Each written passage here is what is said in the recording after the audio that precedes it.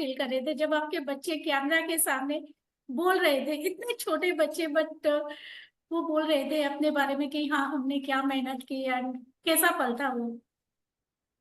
बहुत बहुत अच्छा। मतलब जब हम मीडिया के ऑफिस में हम जब खड़े थे और जब बच्चे इंटरव्यू दे रहे थे अपना, तो इतना अच्छा लग रहा था ना। मतलब वो मोमेंट है ना, किसी से बोलकर शेयर नहीं कर सकते कि सब ऐसा लग रहा था या वैसा लग रहा था। बस वो पल है ना, ऐसे देखते जा रहे थे और बहुत अच्छा सा हमें लग रहा था।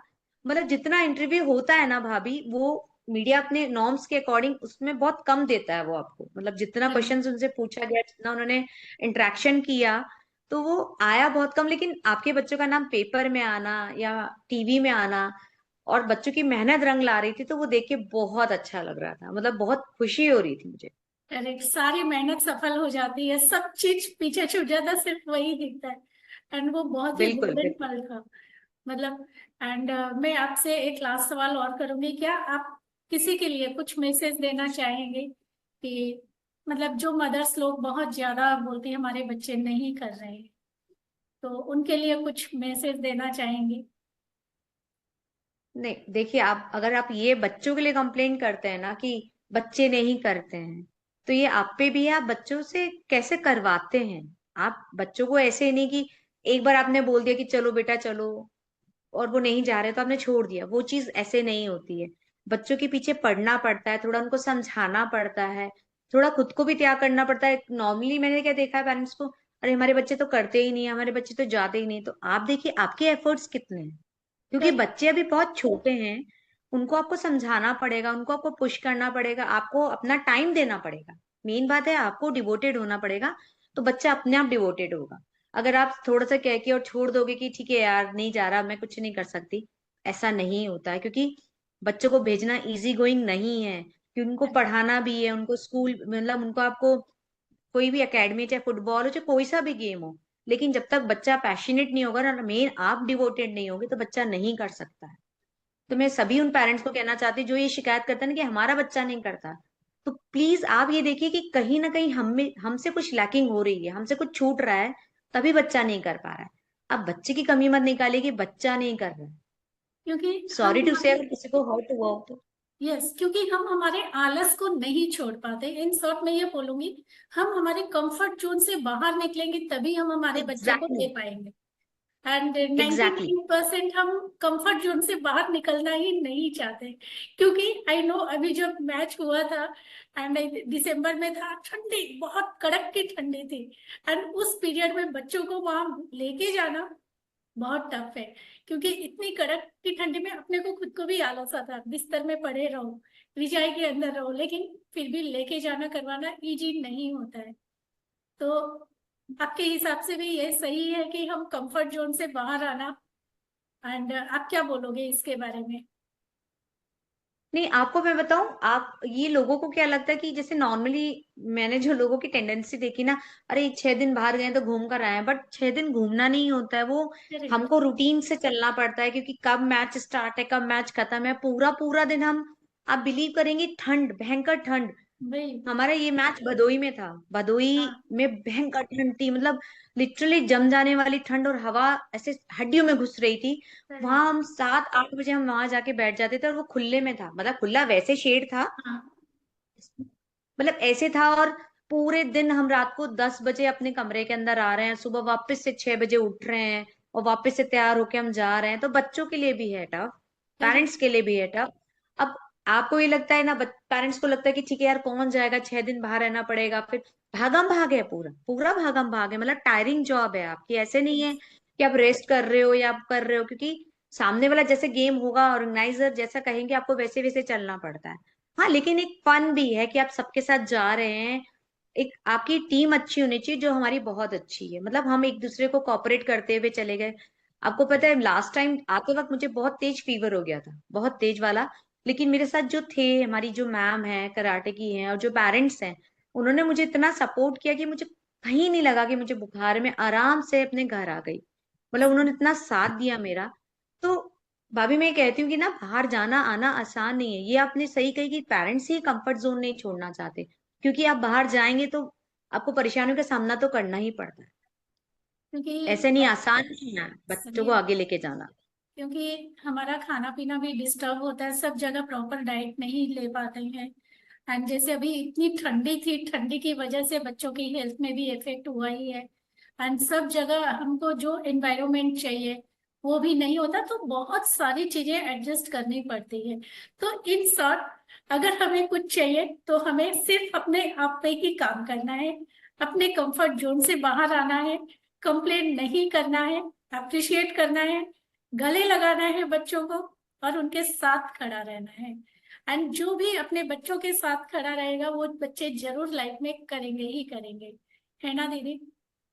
बिल्कुल बिल्कुल भाभी, अभी आपने डिक्वेश का देखा था जो चेस वाला था, यस। तो उसके आपने अगर पढ़ा हो तो उसके फादर ने कैसे त्याग किया, माँ घर पे रही, फादर उसकी 7 साल से उसके फादर उसके साथ है, जब जाके वो चैंपियनशिप जीता। तो ये यस। आसान चीज नहीं है कि नहीं ये होती। ओवरनाइट चेंज आने वाला नहीं है, आपको बच्चों को नहीं। टाइम देना पड़ेगा, कि सही। आपको अपना कंफर्ट जोन करना पड़ेगा कि साहब मैं तो दोपहर में सोती हूँ, मैं तो सोऊंगी, मैं तो रात को इतनी लेट सोई। भाई आप जब बाहर होते हो ना, तो बाहर आपको उसके अकॉर्डिंग मैनेज करना पड़ता है, ऐसे अब रात दिन नहीं देखा जाता। आपको जब उठना है मतलब वो उठना है, ऐसा नहीं है कि आप आसान है कि आप चल दिए। खाने की भी प्रॉब्लम आती है, बहुत सारी प्रॉब्लम्स आती हैं, बहुत चीजें आप फेस करते हो, लेकिन अगर आपने एडजस्ट कर लिया ना, तो आप हर चीज से आगे बढ़ते चले जाओगे। क्योंकि बहुत चीजें ऐसी हैं जो आपको इग्नोर मारनी ही पड़ेगी, इग्नोर मारेंगे ना तो आप सब कुछ अचीव कर सकते हैं। आप ये सही। मत सोचिए ना आप परेशान हो रहे हैं, आप सोचिए बच्चे छोटे हैं, वो भी तो साथ में सफर कर रहे हैं।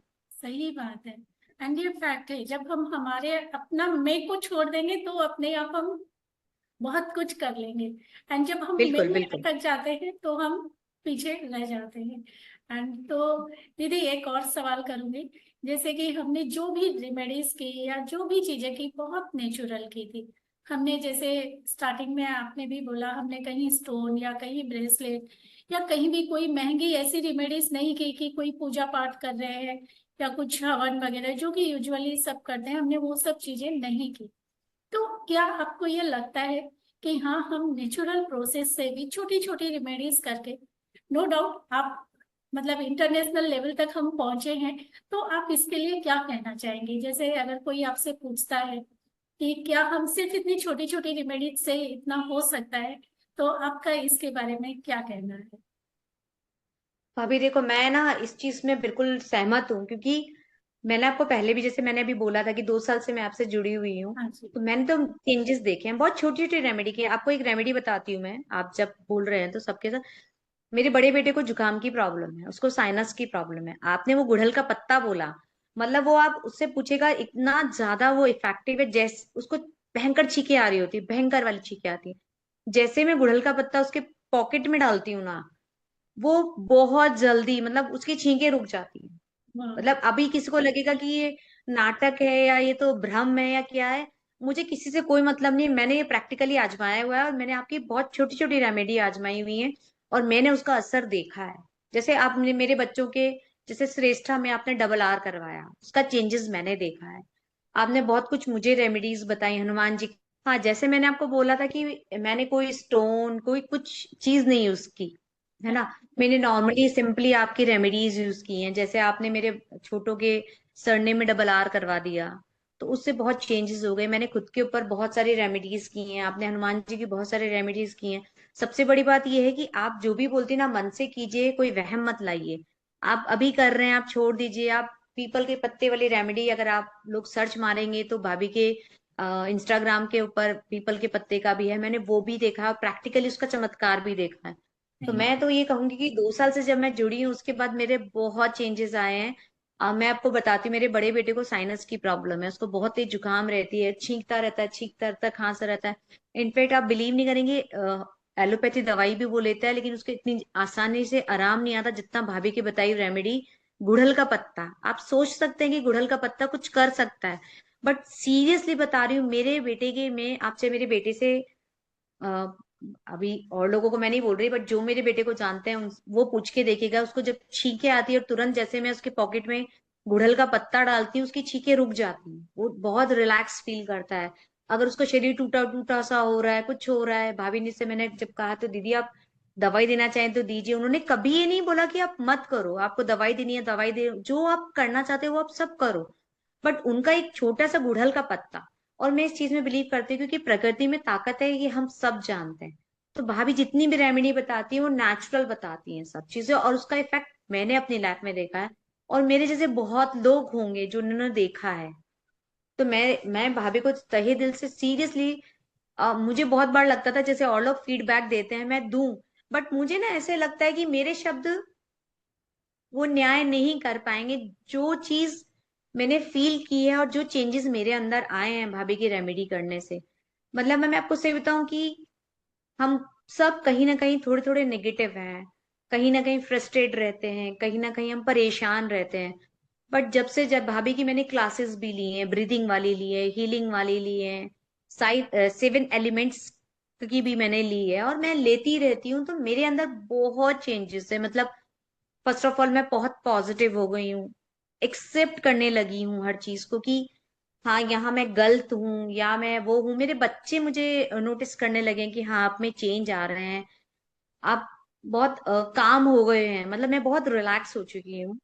तो भाभी की रेमेडी ऐसे नहीं कि ये मेरी भाभी है मैं इसलिए बोल रही हूँ, बट अगर आप ओवरनाइट किसी में चेंज नहीं आता, लेकिन अगर आप भी करेंगे ना तो ये इतना कंसर्न रखती हैं सबके प्रति कि आप पे चेंजेस पक्का आएंगे। बट कॉन्फिडेंस आपको भी होना चाहिए। आप सिर्फ आजमाने के लिए करना चाह रहे हैं तो प्लीज वो मत कीजिएगा, क्योंकि सामने वाला आपको टाइम दे रहा है अपना। तो टाइम बहुत ही कीमती होता है, आपको मालूम है। तो मैं मेरे बच्चों के में और मेरे में तो मैंने बहुत चेंजेस देखे हैं, और बहुत लोगों ने मेरे से नंबर भी लिए हैं। तो वो उन्होंने ऐसे ही नहीं लिए हैं, उन्होंने मेरे अंदर चेंजेस देखे, मेरे बच्चों के अंदर चेंजेस देखे हैं, तभी तो वो करना चाह रहे हैं। बहुत से लोग हैं जिनको ट्रस्ट नहीं होता है, उनका हम कुछ नहीं कर सकते। कोई चीज जब तक आप आजमाओगे नहीं, आजमाओगे मीन्स कि आप जब तक कॉन्फिडेंटली करोगे नहीं तब तक चेंजेस आप नहीं देख सकते।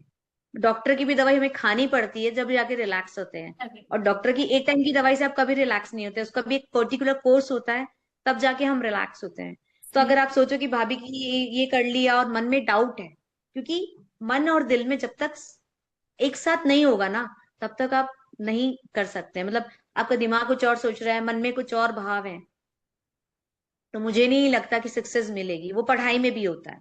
और सही। इन दिनों आप देख रहे होंगे तो इन दिनों इंस्टाग्राम पे सब जगह मैनिफेस्ट का बहुत ज्यादा आ रहा है कि जो हम सोचते हैं हमारे साथ वही होता है। तो अगर आपके दिमाग में पहले नेगेटिव है कि यार इस रेमेडी को मैं करूं नहीं करूं, तो फिर वो इफेक्टिव कैसे होएगी। सही बात। तो मैं सबको हाथ जोड़ के बस यही बोलती हूँ कि मेरी भाभी की रेमेडी बहुत शानदार है, मेरी लाइफ बिल्कुल बदल दी है सीरियसली। और मैं बहुत प्रोग्रेसिव, मतलब मुझे लगता है मैं बहुत चेंज हो चुकी हूँ, मुझे औरों का नहीं मालूम। नहीं। तो मैंने नेचुरल चीजें ही की हैं सारी, सारी नहीं जो पत्तियां हैं, या भाभी ने कभी हनुमान जी की रखा हो, या और कोई महंगा ऐसा नहीं होता कि आप बहुत महंगी महंगी चीजें चढ़ा रहे हो। आपने एक लड्डू रख दिया, आपने एक पीपल का पत्ता तोड़ के आपने कुछ लिख लिया, या आपने गुड़हल का पत्ता जैसे मैंने आपको बताया वो कर लिया। मैंने तो मेरी लाइफ में सक्सेस देखा और चेंजेस भी देखे। मैंने कोई स्टोन नहीं पहनाया मेरे बेटे को या बच्चों को, या मैंने भी इनफैक्ट कोई ब्रेसलेट, कोई चेन, कोई स्टोन, कुछ नहीं, नथिंग। सही बात है, क्योंकि हम जितना नेचर से कनेक्ट होते हैं उतना ही ज्यादा लाइफ में आगे बढ़ते हैं। एंड नो डाउट स्टोन्स वगैरह हम यूज, मतलब मैं किसी के अगेंस्ट में नहीं हूँ, लेकिन आई ऑलवेज बिलीव हम नेचर के साथ कनेक्ट होके जितना अपने आप को ऊपर उठाएंगे वो परमानेंट रहेगा, और लॉन्ग लाइफ हमारे साथ वो चीजें काम भी करेंगी। सो बहुत बहुत धन्यवाद दीदी, आप हमारे चैनल पे आए और हमारे साथ अपनी आपका सारी भी भाभी बहुत बहुत थैंक यू कि आपने मेरे मेरे को अपने आपके चैनल पे बुलाया, उसके लिए बहुत बहुत थैंक यू। दीदी, मतलब ये हमारे लिए, हम सबके लिए प्राउड की बात है। एंड आई एम श्योर हर एक इंसान आपके साथ आपकी बातों को सुनना चाहेगा, क्योंकि जो बच्चों ने किया है इजी नहीं था, एंड उसका सही मायने में क्रेडिट सिर्फ सिर्फ आपको जाता है। So once again thank you so much दीदी। Thank you and so much मतलब भाभी। हमारे पूरे देश को आपने प्राउड फील करवाया है। एंड हर मदर आपकी जैसी होनी चाहिए। मैं भी कोशिश करूंगी कि मैं भी आपकी इन सब चीजों को फॉलो करूं, ताकि हम भी और ज्यादा हम हमारे बच्चों को सपोर्ट कर पाए। एंड मैं सब मॉम से रिक्वेस्ट करूंगी, प्लीज नो कंप्लेंट, आज से नो कंप्लेंट। सिर्फ कहीं भी कुछ भी लगे तो आप शालिनी जी को फॉलो कर सकते हैं, वो इंस्टा में है। अगर आपको कहीं भी अटक रहे हो तो उनसे आप कांटेक्ट कीजिए, उनसे सवाल कीजिए, उनको पकड़ लीजिए कि प्लीज हमें गाइड करें, तो पक्का वो आपको गाइड करेंगे। एंड आप देखिएगा आपकी लाइफ में कैसे फिर आप आगे बढ़ोगे, क्योंकि हर एक इंसान को एक मोटिवेशन की जरूरत होती है। एंड सावनी दीदी बहुत अच्छे से मोटिवेट करती है, एंड आई एम श्योर आप सब उनके साथ जरूर जुड़ना चाहोगे। एंड मैं उनका इंस्टा अकाउंट भी आप सबके साथ शेयर कर दूंगी, तो प्लीज आप उनको फॉलो कीजिए, उनके साथ जुड़िए और उनसे टिप्स लीजिए और अपने बच्चों को आगे बढ़ाइए। तो बहुत बहुत धन्यवाद दीदी, बहुत बहुत धन्यवाद। थैंक यू भाभी, थैंक यू भाभी, bye thank you. Bye, good day, love you दीदी। लव यू भाभी।